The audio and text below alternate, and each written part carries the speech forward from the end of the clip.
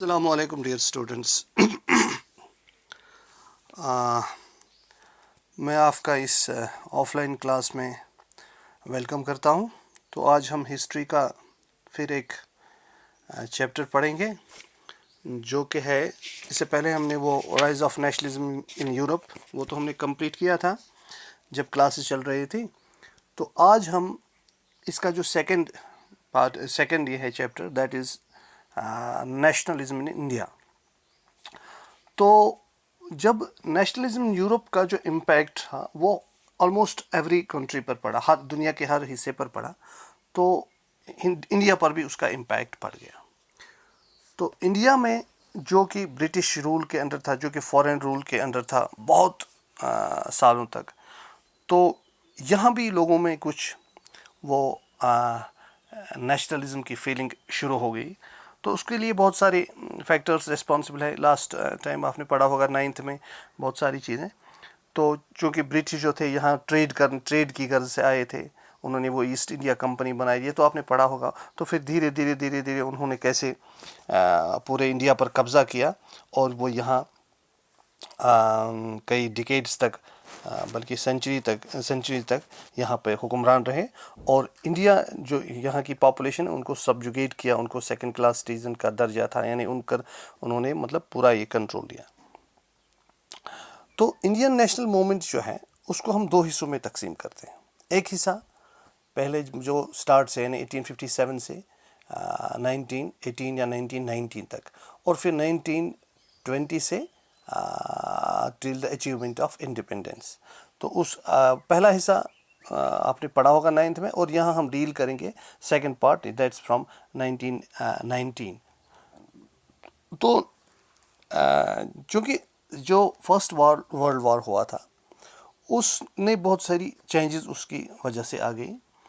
تو اب چونکہ انڈیا کی جو پوزیشن تھی یہاں اس وار کا امپیکٹ پڑ گیا، تو دوسرا ایک اکنامک اینڈ پولیٹیکل سچویشن پیدا ہو گئی یہاں لوگوں پر. چونکہ جو برٹش تھے وہ اس وار میں ایک پارٹی تھے، تو انہوں نے ہندوستان سے، ان کو پیسہ چاہیے تھا، ان کو فوج چاہیے تھی، ان کو ایمونیشن چاہیے تھا. تو وہ سب انہوں نے انڈیا میں سے مطلب یہاں پہ جو، چونکہ ان کی ہی حکومت تھی، تو انہوں نے یہاں لوگوں پر ٹیکسز لگائے، فورسڈ ریکروٹمنٹ کی، یعنی فورسبلی لوگوں کو فوج میں لیا.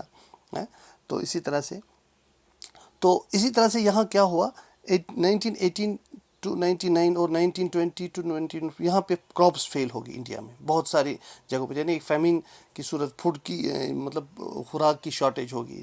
تو اس کے ساتھ ہی دوسری ایک چیز ہوئی کہ ایک انفلوئنزا ایپیڈیمک، جیسے آج پینڈیمک ہے پوری ورلڈ میں، ایک اس کا کرونا وائرس کا، ان دنوں انڈیا میں ایک ایپیڈیمک پھیلا، ان قسم کا انفلوئنزا پھیلا.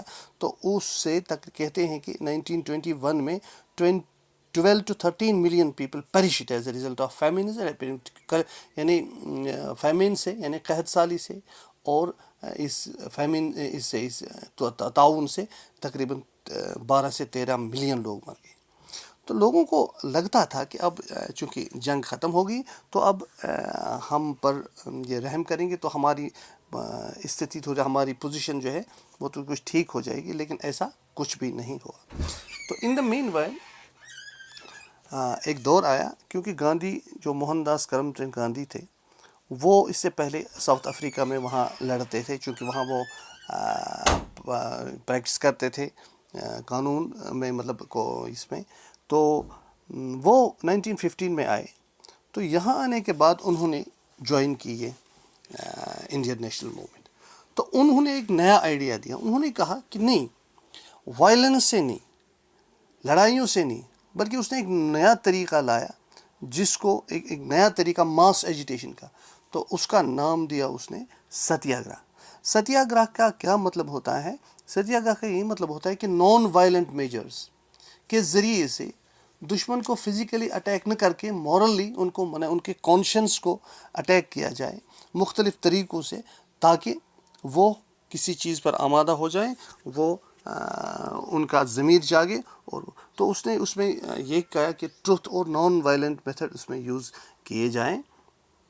تو مہاتما گاندھی کا خیال تھا کہ dharma of non violence code unite. اور اس کا یہ خیال تھا کہ یہ جو نان وائلنٹ میتھڈس ہیں اس کے ذریعے سے میں سارے انڈیا، چونکہ انڈیا از اے ہیٹیروجینس سوسائٹی، یہاں مختلف طرح کے مذاہب کے لوگ رہتے ہیں، مختلف کلچر، سب کی الگ الگ کچھ انٹرسٹس بھی ہوتے ہیں. تو یونائٹڈ لوگ نہیں تھے، بلکہ ہر کوئی اس کو اپنے اپنے اینگل سے آزادی کو مختلف طریقوں سے سمجھتا تھا. جس گروپ کو جو مجبوری تھی وہ اس کو اسی حساب سے آزادی کو سمجھتا تھا. تو اس نے سوچا گاندھی جی نے کہ ان سب کو لایا جائے. تو اس نے ستیہ گرہ، گاندھی جی نے سکسیسفلی آرگنائز کیا ستیہ گرہ موومنٹ مختلف ملک کے مختلف حصوں میں. تو سب سے پہلے انہوں نے 1917 میں کہاں گئے؟ وہ چمپارن بہار کا ایک علاقہ ہے، ڈسٹرکٹ ہے. تو وہاں کے پیزنٹس کو وہ فورسڈ پلانٹیشن کروا رہے تھے، یعنی وہی پلانٹیشن جو وہاں کی انڈیجینس پلانٹیشن تھی، جس سے وہ جو ان کی اپنی وہ تھی کھیتی باڑی، ان کو فورس کیا جاتا تھا کہ اس کے بدلے میں آپ دوسرے ایسے پلانٹیشن کی کریں جس سے کہ ان کو فائدہ ملے انگریزوں کو. تو لوکل پاپولیشن کو چاہے فوڈ کی اسکیرسٹی ہی ہو کیوں نہ ہو، لیکن ایٹ دیٹ کاسٹ وہ چاہتے تھے اپنا فائدہ. تو اسی حساب سے وہ ان کو ایسے ہی پلانٹیشن کروانا چاہتے تھے جن سے ان کو فائدہ. تو یہ فورس، اس کو ہم کہتے ہیں فورسڈ پلانٹیشن. تو اس کے خلاف ستیہ گرہ کیا گاندھی جی نے 1917 میں. اس کے بعد 1917 میں ہی انہوں نے ایک اور ستیہ گرہ آرگنائز کیا کھیڑا ڈسٹرکٹ آف گجرات کے کسانوں کے لیے. وہاں کیا ہوتا تھا کہ ان کو جو لون تھا ان پر ڈیو ٹو پلیگ ایپیڈیمک، وہ اس لون کو وہ ریونیو واپس کرنے کی پوزیشن میں نہیں تھے. تو وہ چاہتے تھے کہ اس کا ریونیو کلیکشن کو بڑھایا جائے. تو اسی طرح 1918 میں مہاتما گاندھی احمد آباد گئے. وہاں انہوں نے کاٹن مل ورکرز کے ساتھ یکجہتی کے طور پر یہ کیا، ستیہ گرہ کیا. اس کے بعد ہمارا آتا ہے دوسرا ایک فیز اس میں. تو اس کو جو ایک ایکٹ پاس ہوتا ہے اس کو ہم کہتے ہیں، اس کا نام تھا رولٹ ایکٹ. رولٹ ایکٹ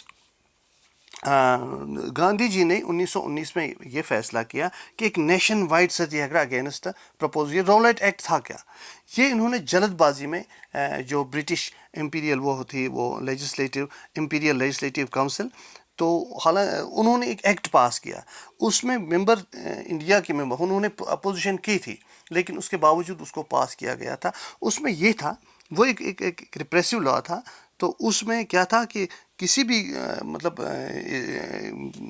انسان کو جو کہ ستیہ گرہ کرتا یا کسی ریلیز کرتا تھا یا کچھ کرتا تھا، اس کو کسی بھی طرح سے سپریس کیا جاتا، اس کو جیل میں بھر دیا جاتا، اس کو اس پر طرح طرح کے مظالم ڈھائے جاتے. تو اس حساب سے اس رولٹ ایکٹ کے خلاف ریلیز کی گئی، آرگنائز کی گئی بہت ساری شہروں میں، ہر جگہ ورکشاپ، یہ اسٹرائک کی گئی، ریلوے ورکشاپ یہ بند کیے گئے، دکان بند کیے گئے. تو جب ان کو لگا کہ انگریزوں کو تھوڑا سا خطرہ محسوس ہوا، تو کیونکہ بہت ساری اہم یہ چیزیں سروسز جیسے ٹیلی گراف ہیں، جیسے ریلویز ہیں، ان پر بھی اثر پڑا. تو انہوں نے ڈیسائیڈ کیا کہ ان پر تشدد کیا جائے، لوگوں پر تشدد کیا جائے. تو اس سے لوکل لیڈرز کو پک اپ کیا گیا جیلوں میں. امرتسر میں Mahatma Gandhi was barred from entering Delhi. اور 10 اپریل کو پولیس نے امرتسر پر پیسفل پروٹیسٹرز تھے ان پر اٹیک کیا.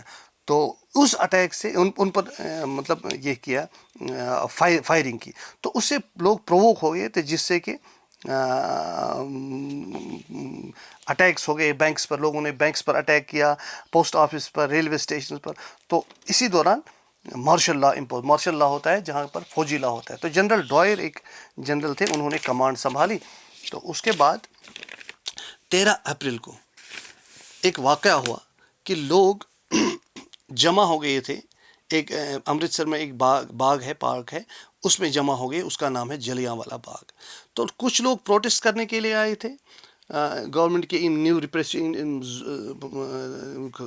ظالمانہ ان اقدامات کے خلاف. تو کچھ لوگ بیساکھی منانے کے لیے آئے تھے، کیونکہ شہر سے، سٹی کے باہر سے جو لوگ آئے تھے ان کو یہ مارشل لا کا پتہ نہیں تھا وہ کیا ہوتا ہے. تو وہ ایسے ہی آئے تھے یہ منانے کے لیے.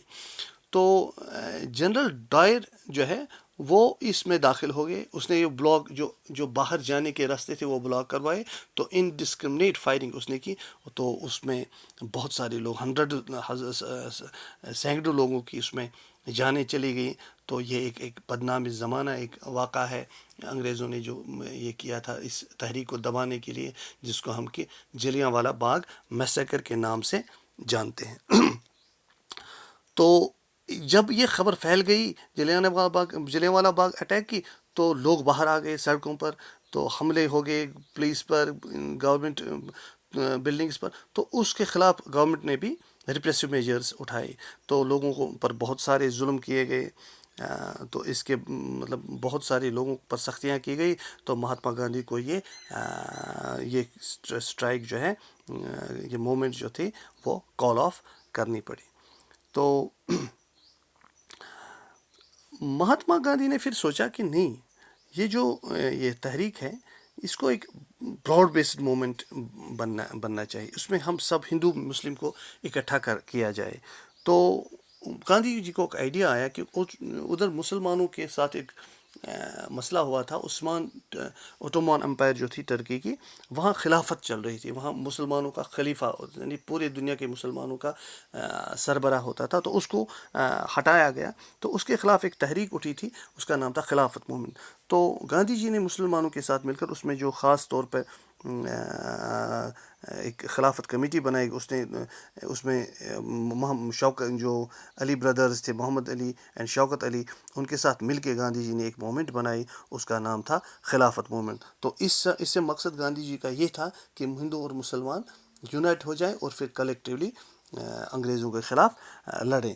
تو اس کے بعد ایک اور موومنٹ لانچ ہوگی، that's known as non cooperation movement. تو اس کے بارے میں انشاءاللہ کل دیکھیں گے. Thank you.